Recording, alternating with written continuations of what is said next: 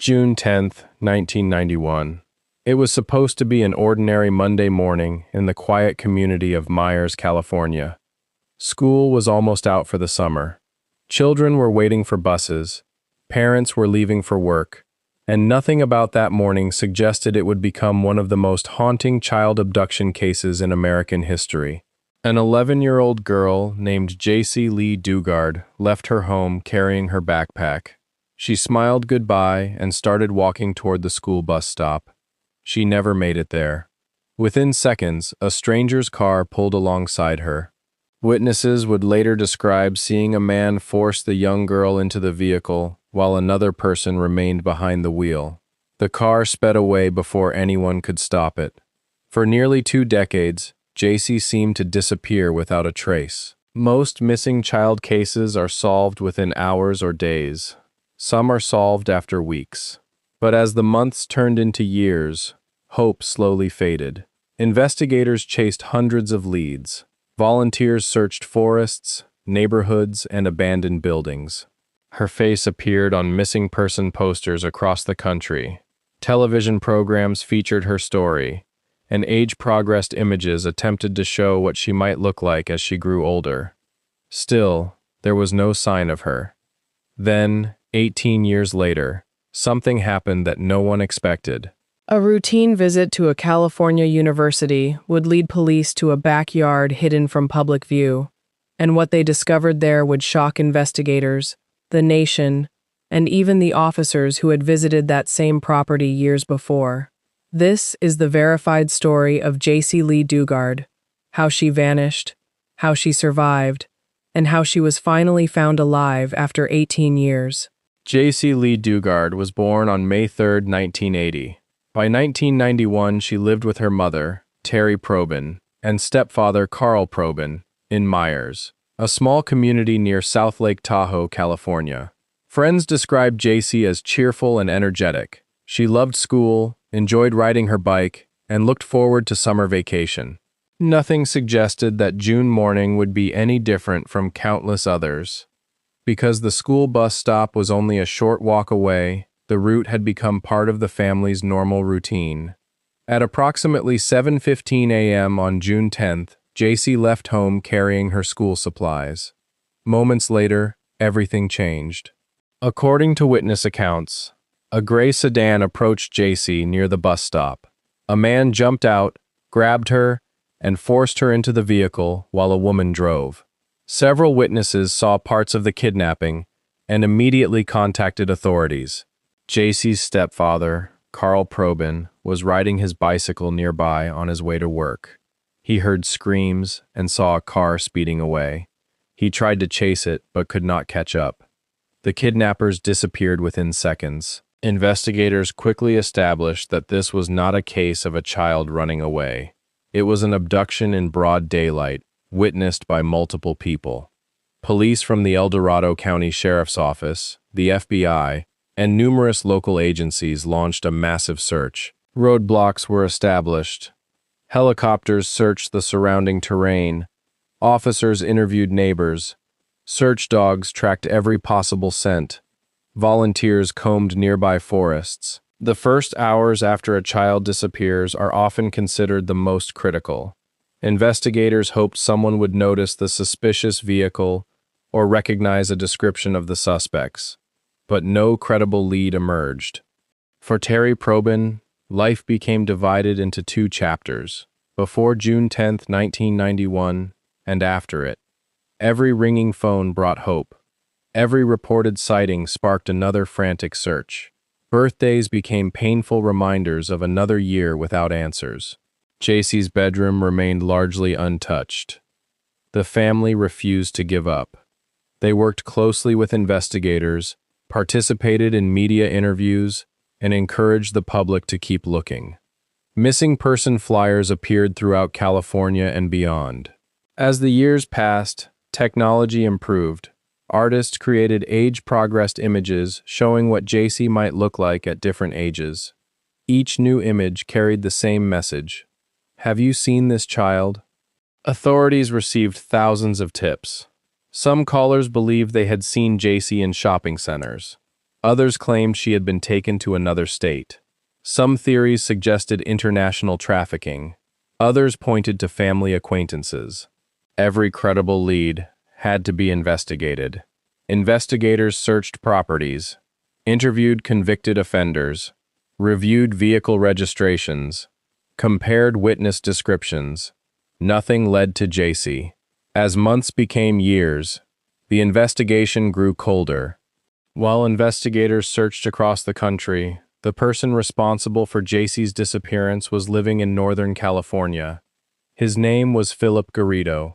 Years earlier, Garrido had been convicted of kidnapping and sexual assault in a separate case.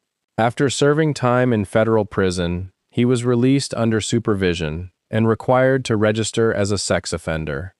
Because of his criminal history, he remained under parole supervision. What investigators did not yet know was that behind Garrido's ordinary-looking home in Antioch stood a secluded backyard area hidden from neighbors' view.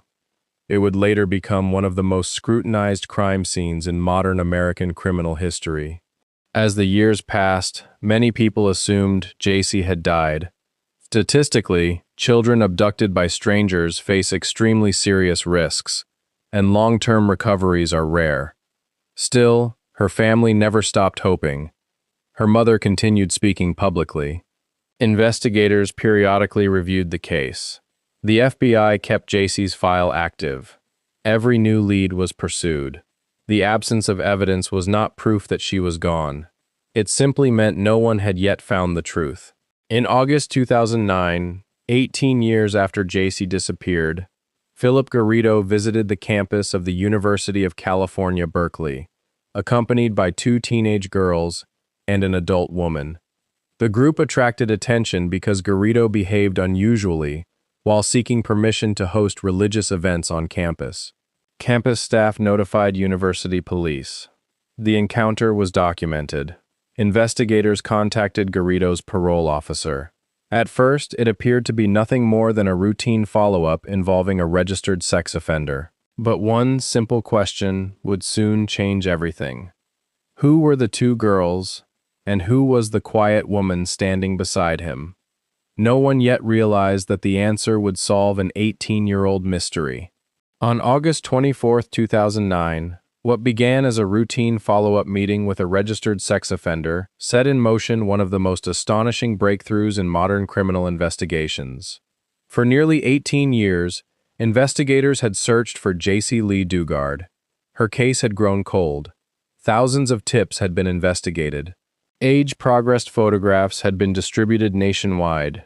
Many people believed the mystery would never be solved. But sometimes, the smallest inconsistency is enough to unravel years of deception. Phillip Garrido had visited the University of California, Berkeley, with 2 teenage girls and an adult woman. Staff members were unsettled by his behavior. Garrido spoke about hosting religious events on campus, but something about the interaction felt unusual. The girls appeared uncomfortable, and Garrido's manner raised concerns. University employees did exactly what they were trained to do. They contacted the University of California Police Department. That report eventually reached Garrido's parole officer. It seemed like a routine matter. No one realized they were about to solve one of America's most famous missing child cases. Phillip Garrido was no stranger to law enforcement. Years earlier, he had been convicted of kidnapping and sexually assaulting a young woman. After serving years in prison, he was released under strict supervision as a registered sex offender. His parole conditions required regular contact with supervising officers. Because of his history, the report from Berkeley immediately attracted attention. Parole agents scheduled a meeting with Garrido. Initially, the conversation focused on his activities at the university. Then, investigators noticed something else. Who exactly were the 2 teenage girls accompanying him? And who was the adult woman who identified herself as their mother? The answers were vague. The explanations didn't seem to fit. Experienced investigators know that inconsistent stories often point to deeper problems. Instead of closing the interview, they kept asking careful questions. The adult woman introduced herself, using the name Alyssa. She appeared calm, but unusually reserved. She avoided eye contact. When asked basic questions about her background, her responses were hesitant. Investigators weren't accusing her of anything. They simply wanted to understand who she was. Meanwhile, Garrido frequently interrupted conversations. He often answered questions before anyone else could speak. That behavior raised additional concerns. Experienced officers are trained to notice subtle signs of control. Although none of these observations proved a crime had occurred, together they suggested that something wasn't right. The meeting ended with plans for additional interviews. Instead of letting the matter go, investigators dug deeper. That decision changed everything. On August 26, 2009, Garrido returned for another interview. This time, parole agents separated him from the woman and the two girls. That simple decision became the turning point. Without Garrido beside her, the woman slowly began answering questions more openly. Investigators asked where she had been born. Where had she gone to school? Did she have identification? At first, the answers remained vague. Then the conversation shifted. An investigator gently encouraged her to tell the truth, assuring her that they wanted to help. According to official accounts, she eventually revealed words that stunned everyone in the room. "My name is Jaycee Dugard." For a brief moment, the room fell silent. Officers had spent years seeing her photograph in missing person bulletins. Now, the child who had vanished in 1991 was standing in front of them as a 29-year-old woman. After 18 years, she had been found alive. Investigators understood the extraordinary nature of the claim. They couldn't rely on a statement alone. Identity had to be confirmed. They carefully gathered information only Jaycee would know. Family details, childhood memories, personal history. Every answer aligned with the missing person records. Authorities contacted investigators who had worked the original case. They notified the FBI. Then, they called Jaycee's mother. Nearly 18 years after hearing her daughter's screams fade into silence, Terry Probin received the phone call she had dreamed of every single day. Her daughter was alive. Investigators soon obtained warrants to search Garrido's property in Antioch, California. From the street, the house appeared ordinary. Neighbors had lived nearby for years without fully understanding what existed behind it. The backyard, however, was unlike anything investigators expected. Behind fences and concealed areas were makeshift structures where Jaycee had spent years isolated from the outside world. The property became a massive crime scene. Investigators documented every structure, every pathway, every object. Thousands of photographs were taken. Evidence teams worked methodically to preserve the scene. The search would continue for days. During the investigation, authorities confirmed another heartbreaking reality. The two teenage girls who had accompanied Garrido to Berkeley were Jaycee's daughters. They had been born during Jaycee's captivity. According to prosecutors, the girls had spent much of their lives within the secluded environment on Garrido's property. Despite those circumstances, investigators noted that Jaycee had done everything she could to care for and protect them. Their welfare immediately became a priority. Specialists in child psychology, victim services, and family reunification were brought in. Authorities recognized that this rescue involved more than one survivor. It involved an entire family, whose lives had unfolded in isolation. One of the most emotional moments came when Jaycee reunited with her mother. No camera could fully capture 18 years of unanswered questions. No words could erase what had happened. But mother and daughter were finally together again. Investigators intentionally handled the reunion with care. Mental health professionals understood that long-term captivity can profoundly affect how survivors experience relationships, trust, and sudden change. Jaycee was not returning to the life she had left at age 11. She was beginning an entirely new chapter. On August 26, 2009, authorities arrested Phillip Garrido and his wife, Nancy Garrido. They were charged in connection with Jaycee's abduction and years of captivity. The arrests made headlines around the world. Television stations interrupted regular programming. Newspapers carried Jaycee's story on their front pages. People who had followed the case for nearly 2 decades struggled to believe the news. One of America's longest-running missing child mysteries had ended not with the discovery of remains, but with a survivor walking out alive. As details emerged, the public began asking difficult questions. How could this happen? How had a registered sex offender managed to keep someone hidden for 18 years? Had warning signs been missed? Reports later showed that parole officers had visited Garrido's property multiple times over the years while supervising him.